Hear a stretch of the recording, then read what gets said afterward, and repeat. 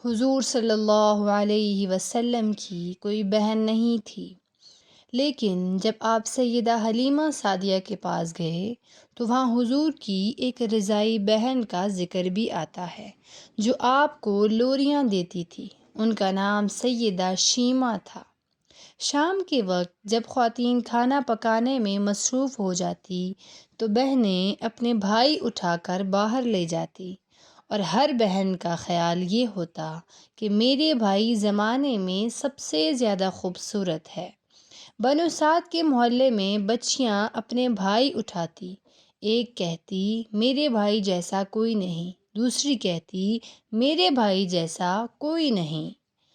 اتنے میں سیدہ شیمہ رضی اللہ تعالی عنہ اپنا بھائی سیدنا محمد صلی اللہ علیہ وسلم اٹھا کے لے آتی اور دور سے کہتی میرا بھائی بھی آ گیا ہے، تو سب کے سر جھک جاتے اور سب کہتی نہیں نہیں، تیرے بھائی کا مقابلہ کوئی نہیں کر سکتا، ہم تو آپس کی بات کر رہے ہیں۔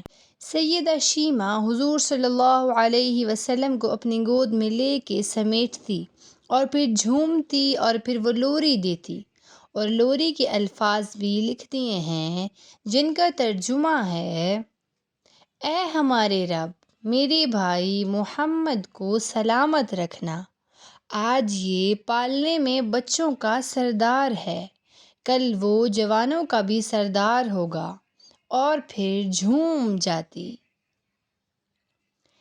پھر وہ زمانہ بھی آیا کہ حضور صلی اللہ علیہ وسلم مکہ چلے گئے اور سیدہ شیمہ بھی جوان ہوئی، ان کی شادی بھی کسی قبیلے میں ہو گئی۔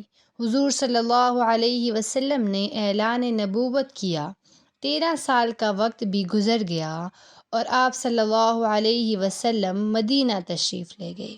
جب غزوات کا سلسلہ شروع ہوا تو جس قبیلے میں سیدہ شیمہ کی شادی ہوئی تھی اس قبیلے کے ساتھ مسلمانوں کا ٹکراؤ ہو گیا۔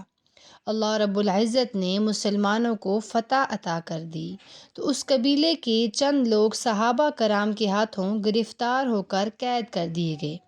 تب وہ لوگ اپنے قیدیوں کو چھڑانے کے لیے فدیہ جمع کرنے لگے۔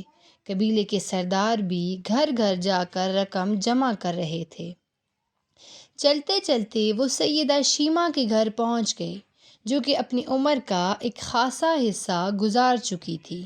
کہنے لگے کہ اتنا حصہ آپ کا بھی آتا ہے؟ سیدہ شیمہ نے کہا حصہ کس لیے؟ لوگوں نے کہا جو لڑائی ہوئی ہے اور اس میں ہمارے آدمی گرفتار ہو چکے ہیں۔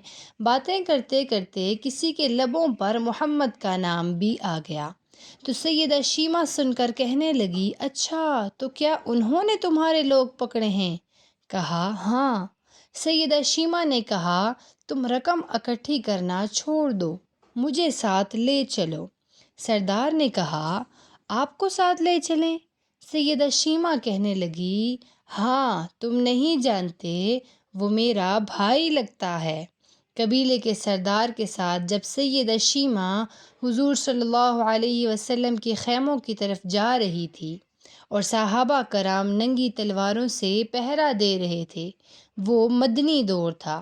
سیدہ شیمہ قوم کے سرداروں کے ساتھ جب آگے بڑھنے لگی تو صحابہ نے تلواریں سونتی اور پکارا او دیہاتی عورت، رک جا، دیکھتی نہیں آگے کوچہ رسول صلی اللہ علیہ وسلم ہے، آگے بغیر اذن کے جبرائیل بھی نہیں جا سکتے، تم کون ہو؟ سیدہ شیمہ نے جواب میں جو الفاظ کہے ان کا اردو ترجمہ یہ ہے: میری راہیں چھوڑ دو، تم جانتے نہیں میں تمہارے نبی صلی اللہ علیہ وسلم کی بہن لگتی ہوں۔ تلواریں جھک گئی، راستہ چھوڑ دیا گیا۔ سیدہ شیمہ حضور صلی اللہ علیہ وسلم کے خیمہ میں داخل ہو گئی تو حضور صلی اللہ علیہ وسلم نے دیکھا اور پہچان گئے، فوراً اٹھ کھڑے ہوئے، فرمایا بہن کیسے آنا ہوا؟ کہا آپ کے لوگوں نے ہمارے کچھ بندے پکڑ لیے ہیں، ان کو چھڑانے آئی ہوں۔ حضور نے فرمایا بہن تم نے زحمت گوارا کیوں کی؟ پیغام بھیج دیتی، میں چھوڑ دیتا، لیکن تم آ گئی، اچھا ہوا، ملاقات ہو گئی۔ پھر حضور نے قیدیوں کو چھوڑنے کا اعلان کیا۔ کچھ گھوڑے اور چند جوڑے سیدہ شیمہ کو تحفے میں دے دیے، کیونکہ بھائیوں کے دروازے پر جب بہنیں آتی ہیں تو بھائی خالی ہاتھ تو بہنوں کو نہیں لوٹایا کرتے۔ حضور صلی اللہ علیہ وسلم نے بہت کچھ عطا کیا اور رخصت کرنے خیمے سے باہر تشریف لے آئے تو صحابہ کی جماعت منتظر تھی۔ فرمایا، اے صحابہ، آپ جانتے ہیں کہ جب بھی قیدی چھوڑتا ہوں تو میری یہ عادت ہے کہ آپ سے مشاورت کرتا ہوں، لیکن آج ایسا موقع آیا کہ میں نے آپ سے مشاورت نہیں کی اور قیدی بھی چھوڑ دیے۔ صحابہ نے عرض کیا کہ حضور، مشاورت کیوں نہیں کی؟ ارشاد فرمایا، آج میرے دروازے پر میری بہن آئی تھی۔